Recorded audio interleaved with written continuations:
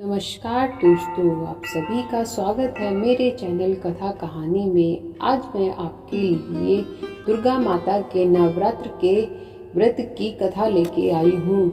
अश्विन मास की शुक्ल पक्ष के प्रतिपदा से नवमी तक को नवरात्र का व्रत किया जाता है।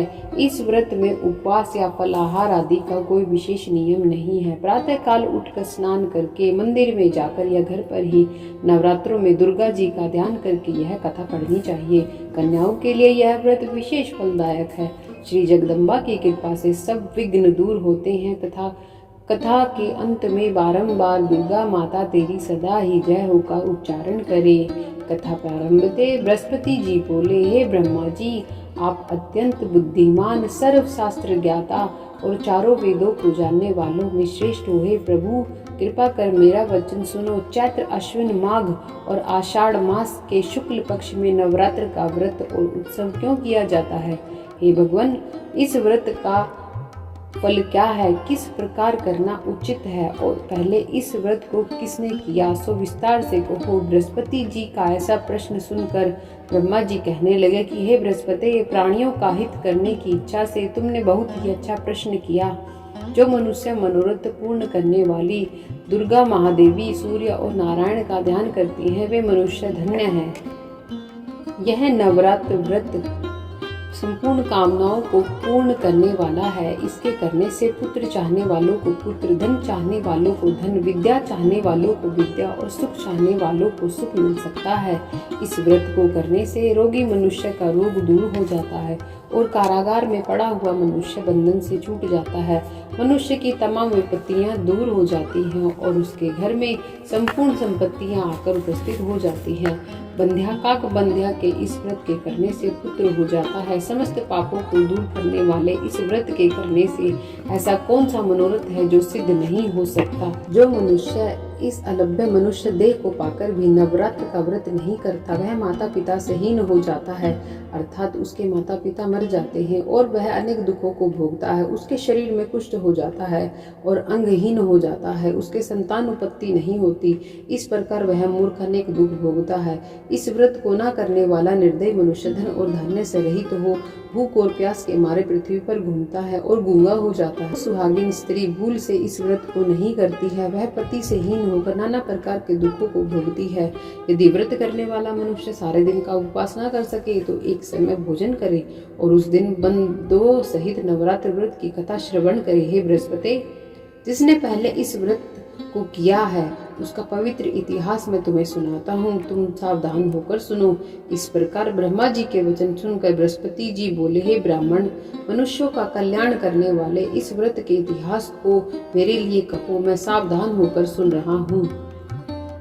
आपकी शरण आए हुए मुझ पर कृपा करो। ब्रह्मा जी बोले, पीठत नाम के मनोहर नगर में एक अनाथ नाम का ब्राह्मण रहता था।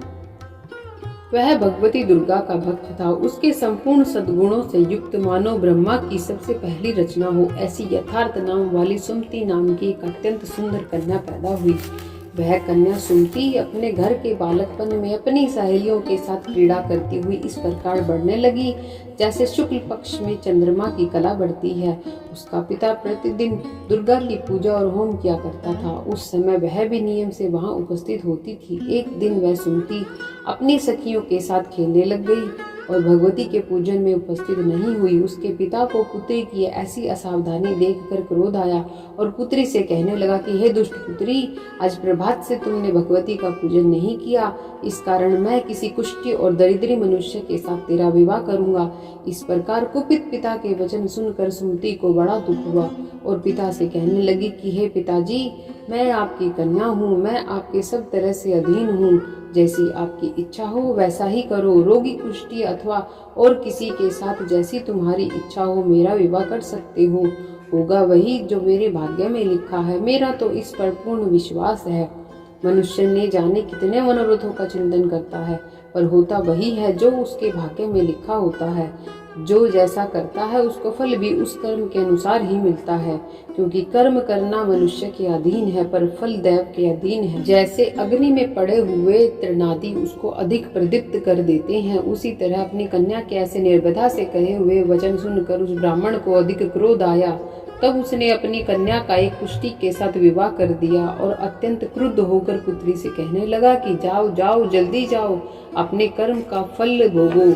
देखें केवल भाग्य भरोसे पर रहकर क्या करती है। इस प्रकार से कहे हुए पिता के कटु वचनों को सुनकर सुमति अपने मन में विचार करने लगी, अहो मेरा बड़ा दुर्भाग्य जिससे मुझे ऐसा पति मिला।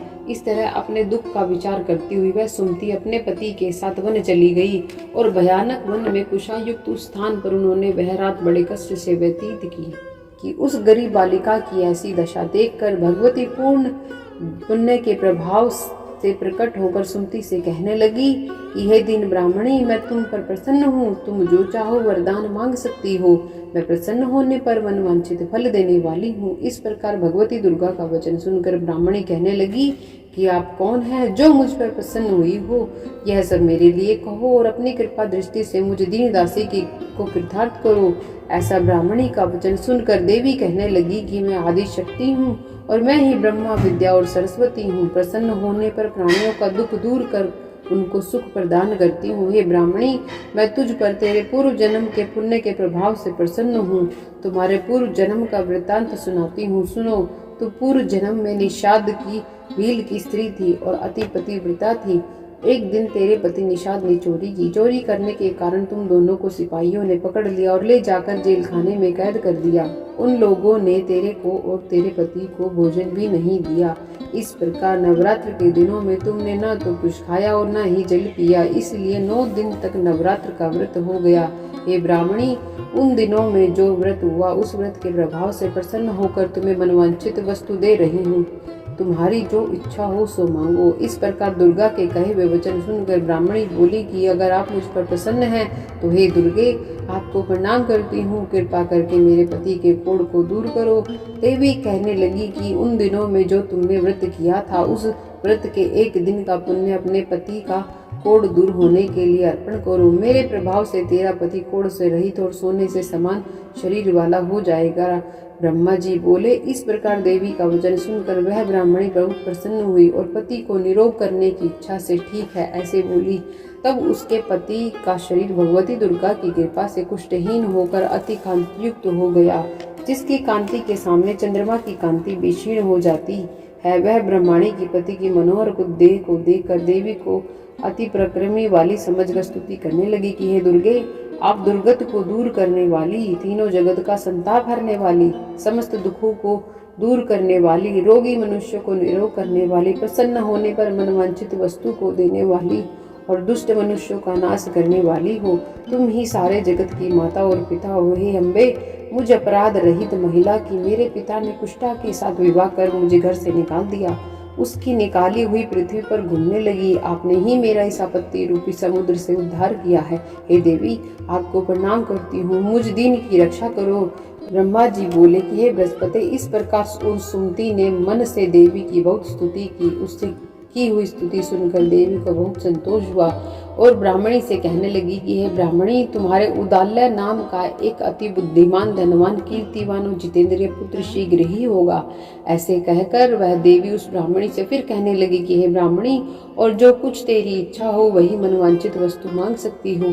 ऐसा भगवती दुर्गा का वचन सुनकर सुमति बोली कि हे भगवती दुर्गे, अगर आप मेरे ऊपर प्रसन्न हैं तो कृपा कर मुझे नवरात्र की विधि बतलाइए।